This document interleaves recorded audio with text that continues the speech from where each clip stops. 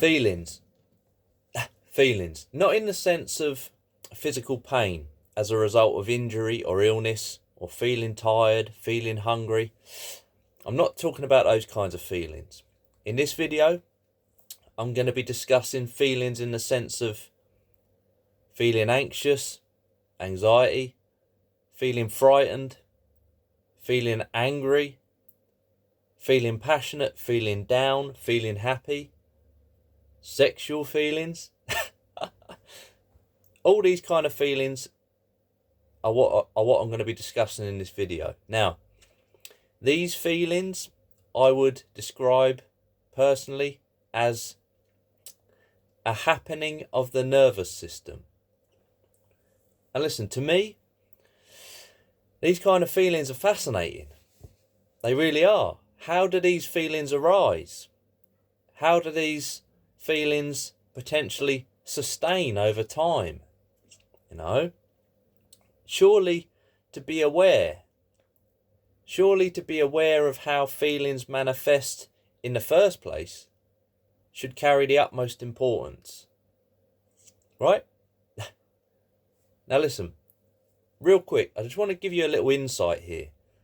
When I make these videos, generally they're pre-planned in the sense that an idea comes to mind of a topic that I want to discuss, and I write it all down.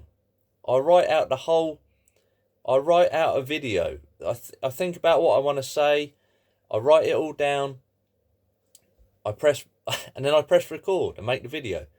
Now, I've actually got all my notes which I've written down here in front of me. So I'm just saying this because if you see my eyes keep diverting away from the camera, it's because I'm looking at my notes, because it's very easy to go off on a tangent, and this subject is very intricate and I'm very serious about what I want to say, so you might see me referring to my pre-planned notes. So there we go. That might mean nothing. Anyway, you might be interested in knowing that, you might not. So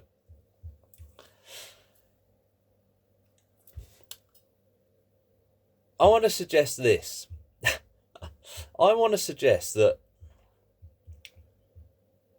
whatever it is that is happening in your life, whatever is actually physically happening as you go about your daily life,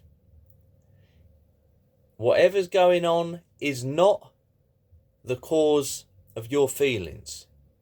Feelings in themselves are a creation, are a byproduct of your personal perspective. Let me explain what I mean by this. Personal perspective, you're going to hear me use that expression a hell of a lot throughout the course of this video. So now I just want to make it 100% clear before we carry on exactly what I mean by personal perspective. When you hear me constantly refer to use the expression personal perspective in this video, what I mean by that is this: thought, anticipation, memory, knowledge, judgments, I this, I that. All of this is what I mean when I say personal perspective. Personal perspective, when I say that, incorporates all of this. Again, thought, anticipation, memory, knowledge, judgment, I this, I that, I. All of this is what I mean when I use the expression personal perspective. I just want to make that 100% clear.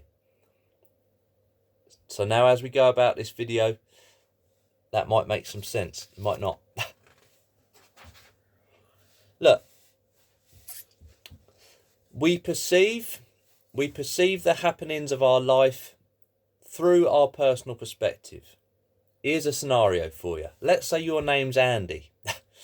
A hypothetical scenario. Your name's Andy, and so therefore you perceive the happenings of your life as Andy. You perceive the happenings of your life according to Andy's opinions, judgments, thoughts, opinions, which is a personal perspective. Now, as a result of perception through a personal perspective, it's possible that potentially certain feelings might arise.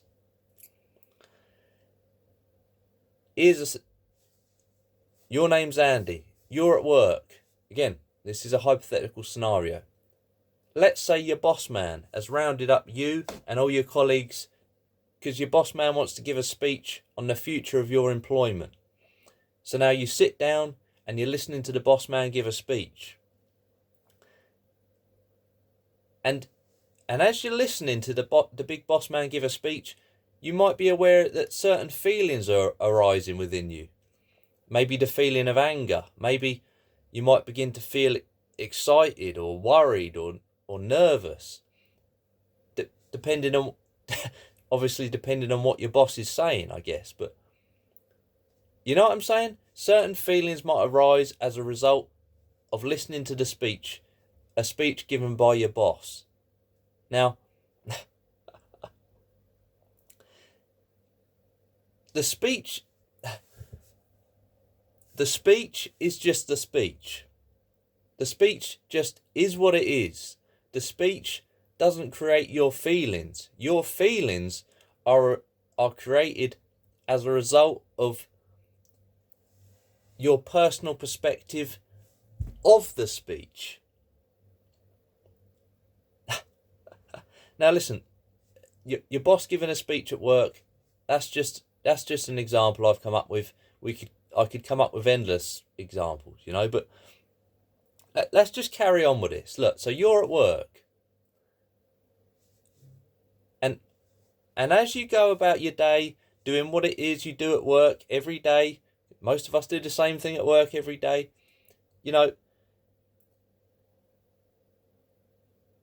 unknowingly, as you go about your working day, unknowingly, you will more than likely be thinking. Because we're always thinking.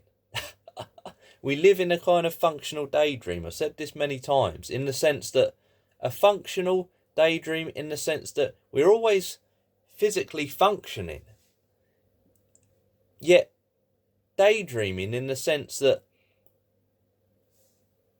all the while we're physically functioning, we're thinking about what happened yesterday, or thinking about what we might be doing later. And so therefore, whatever it is we're actually physically doing and seeing, hearing, smelling, maybe, our personal our sensory perceptions, in other words, are always clouded by our thoughts. I don't know if you've ever noticed this. Anyway, I don't want to go off on a tangent here, hence why I got my notes. So, you're at work, unknowingly, more than likely you'll be thinking about something. Maybe, unknowingly, you might be thinking about some tragedy. A tragedy which could have happened in your personal life, or maybe some tragedy which you heard about on the news. And so therefore, as a result of unknowingly thinking about a tragedy, you feel down, you feel low, you feel sad. You following me? You might be at work, unknowingly, unintentionally thinking about something which gave you great pleasure. Something you did last night. Maybe you met up with your mates, or some girl, or a boy, or, boyfriend, girlfriend, whatever. Maybe whoever you met up with, whatever you did last night or the week before, or you might be unknowingly thinking about it, and as a result of thinking about something which gave you great pleasure, you feel good, you feel happy while you're working. Or, here's another one, you might be working away, doing what you do every day, and unknowingly your thoughts are acting like a running commentary on whatever it is you're doing. Have you ever noticed this? Your thoughts act like a running commentary on your daily life. So therefore, it's not the actual happenings of your daily life which cause your feelings. It's your thoughts about your daily life which cause your feelings. Or in other words, it's your personal perspective of your daily life which causes your feelings. Are you following me on this? So,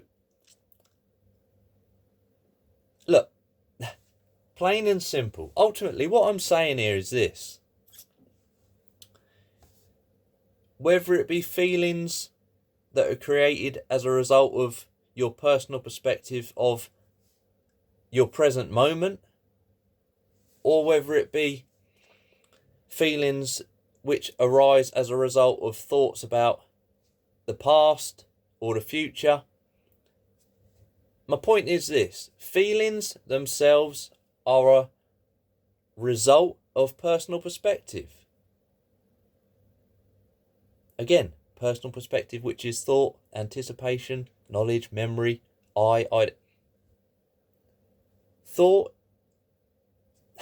feelings in themselves are a creation of your personal perspective, are a byproduct of your personal perspective. Now, if anybody's still out there watching this and you're hearing me say all this stuff, it could be possible that you're thinking, well, everything I do is perceived through my personal perspective. Personal perspective is unavoidable. So if my personal perspective does really create my feelings, surely it's unavoidable that I will always live in a state of constant fluctuation of feelings. It's possible that you might be thinking that if you're genuinely interested in watching this video and hearing what I'm saying. Now, I'm not a psychic. I don't know what you're thinking, but if you are thinking something along those lines, that personal perspective is part of you, involuntarily. Personal perspective is you. You are not separate from your personal perspective. You are your personal perspective. But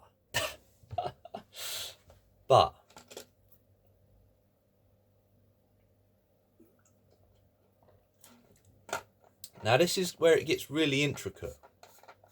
This is where my notes are going to come in handy, so I don't go off on a tangent. I'm going to slow it down a bit now because this is where it gets a bit intricate, and I don't want to be condescending when I say I'm going to slow it down, but let's just slow it down a little bit. There's something called attention. I'm suggesting attention. Now, attention does not arise from personal perspective. Attention is just attention.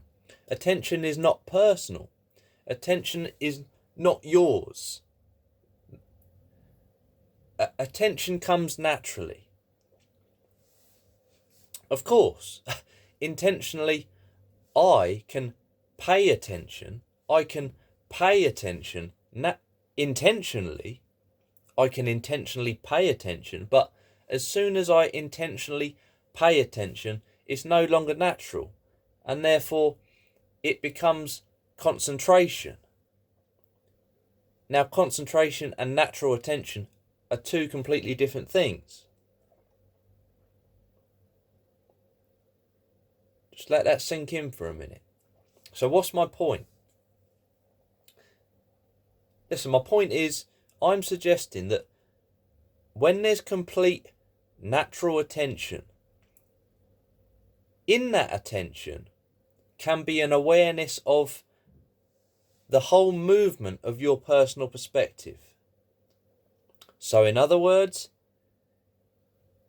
when there is complete natural attention, there can be an awareness of feelings and how they arise.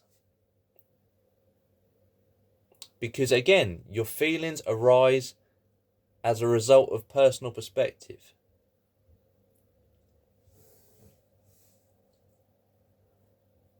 What's fascinating is this.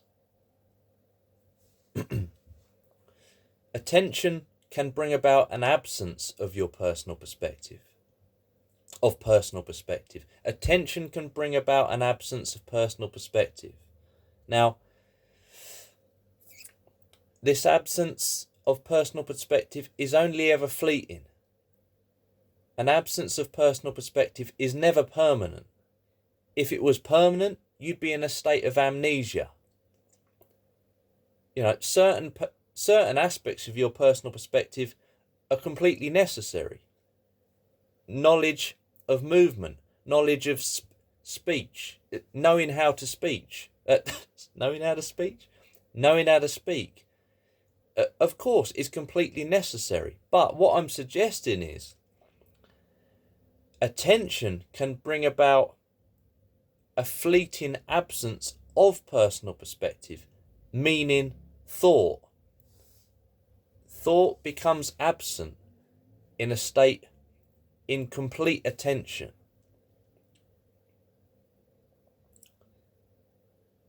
Now, in that absence of thought, of personal perspective,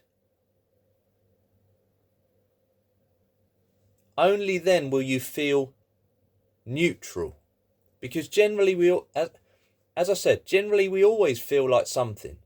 As we go about our daily life, our feelings are always in a state of constant fluctuation. 1 minute we feel happy, next minute we feel down. 1 minute we feel excited, next minute we feel, angry, whatever. You know what I'm saying? Generally we always feel like something. So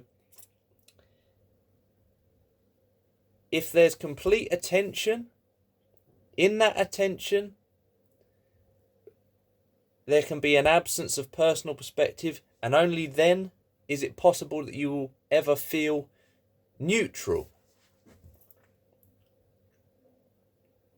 I don't know if anybody's following this at all. Look,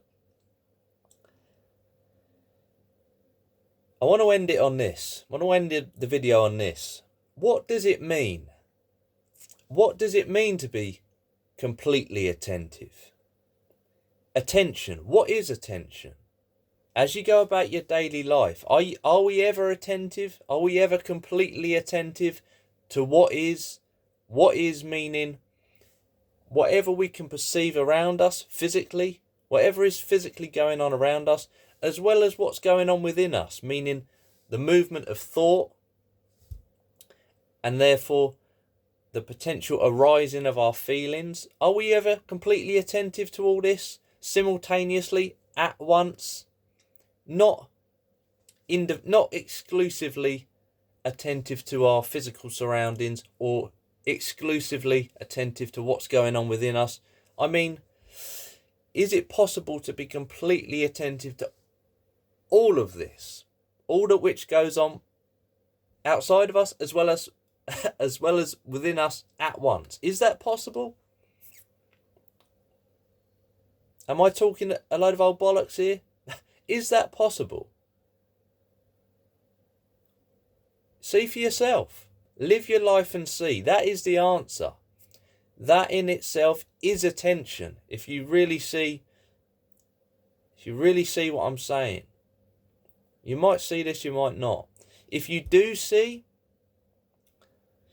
if you really see, if attention comes, in other words, you'll see the whole movement of your personal perspective, and therefore seeing the whole movement of your personal perspective,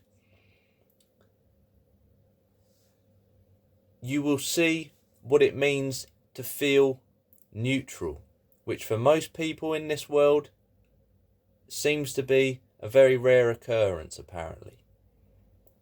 Because again, we always feel something. Is it possible to be completely attentive?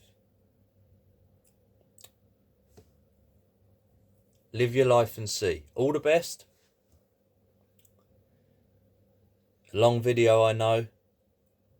And there's so much more to be said in regards to feelings. If anybody's still out there, all the best. Take care.